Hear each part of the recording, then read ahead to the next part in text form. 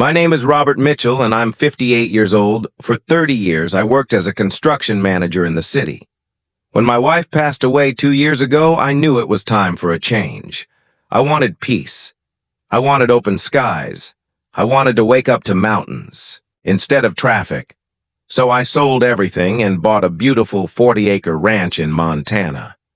The property was perfect, a stunning log cabin overlooking crystal-clear water, natural rock formations, a small waterfall pine trees as far as the eye could see.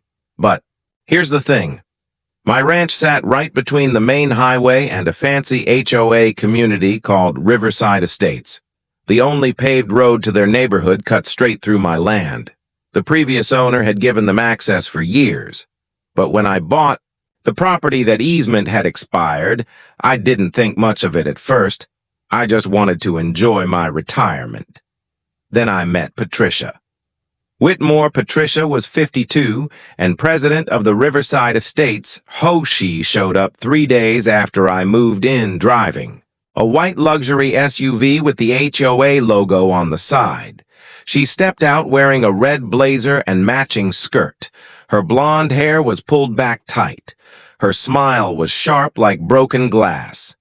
Behind her stood a man in a blue jumpsuit, some kind of HOA enforcement officer, I guess. Patricia walked right up to me without introducing herself. "You need to sign this easement renewal immediately." She shoved papers in my face. I looked them over. They wanted permanent, unlimited access through my property. No compensation, liability coverage, just their right to use my private road whenever they pleased. "I'll need to think about this," I said calmly. Her face turned red. "Think about it? Do you have any idea how important this community is? We have standards here." "Ma'am, I just bought this place," I replied. "I need time to review any legal agreements." "Time? Time?" She practically screamed. "Our residents need access to their homes." "There's another route," I said. "It's longer, but it connects to the county road." "That road adds 15 minutes to our drive," she snapped. 15 minutes through dirt and gravel like we're peasants?" I stayed calm. "I'm sorry for the inconvenience, but this is my property now." Patricia looked at me like I just insulted her entire bloodline. "You'll regret this decision, Mr. Mitchell." She turned and marched back to her SUV. The man in blue gave me an apologetic shrug before following her over the next 2 weeks. Patricia tried everything. She sent lawyers with threatening letters. She organized HOA members to honk their horns driving past my gate. She even called the county, trying to claim there was a public right-of-way. There wasn't. Then things got nasty. Someone cut my fence. My mailbox was knocked over twice. I found trash dumped near my gate. One morning I woke up to find Patricia and a surveying crew on my land.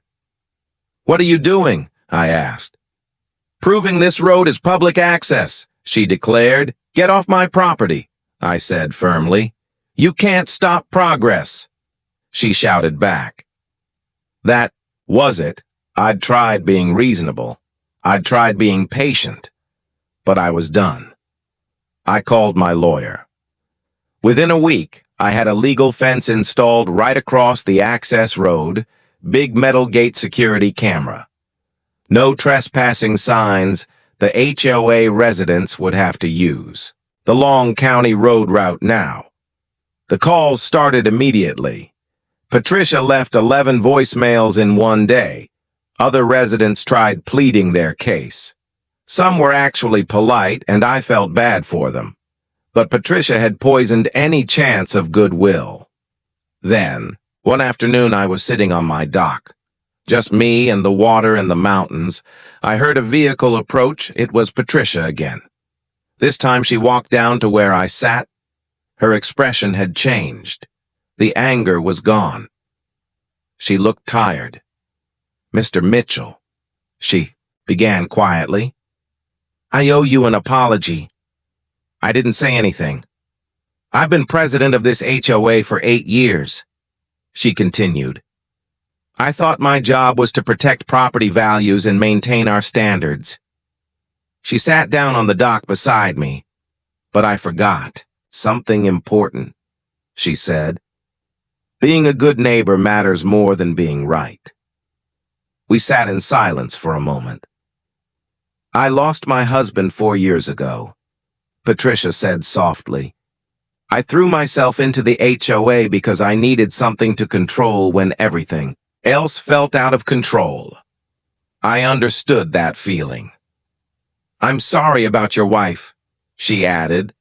I heard about it from one of the title company people. Thank you, I replied. We talked for an hour. Really talked about loss, about starting over, about what matters. Finally, Patricia asked, is there any way we could work something out? Not for me, but for the families who just want to get home. I thought about it. I'll grant a new easement, I said. But it comes with conditions. Name them. The HOA pays for road maintenance, I began. You install speed limit signs and enforce them, and your members treat this land with respect. Done, she agreed. And one more thing, I added. You stop trying to control everything and everyone. She actually laughed. That might be the hardest condition. We shook hands over the next few months. Patricia kept her word. The road was repaired. Residents slowed down. Some even waved. Patricia and I became unlikely friends. She'd stop by sometimes just to talk. We'd share coffee and watch the sunrise. She admitted the HOA had become toxic under her leadership. She started making changes, loosening restrictions, focusing on community instead of compliance. One evening, she brought me homemade pie. You know what's funny? She said. I fought so hard to keep things the way they were. Change is scary, I replied, but necessary. She added, she was right. Sometimes we hold on so tight we forget what we're holding on to. Sometimes the thing we think we need to control is actually controlling us. And sometimes the person we think is our enemy is just someone who hasn't healed. Yet my ranch is peaceful. Now the HOA folks and I coexist just fine. Patricia even started joining me for morning coffee. We're both learning to let go, to find peace in the present instead of fighting the past. That's what these mountains teach you. That's what open sky reminds you. Life's too short for unnecessary battles, and it's never too late to choose kindness over being right. If this story touched your heart, please hit that like button, share it with someone who needs to hear it today. Subscribe for more real-life stories, and comment below with your own HOA experiences. Have you ever had to stand your ground? Have you ever learned something unexpected from someone you disagreed with? I'd love to hear your story. Thanks for listening.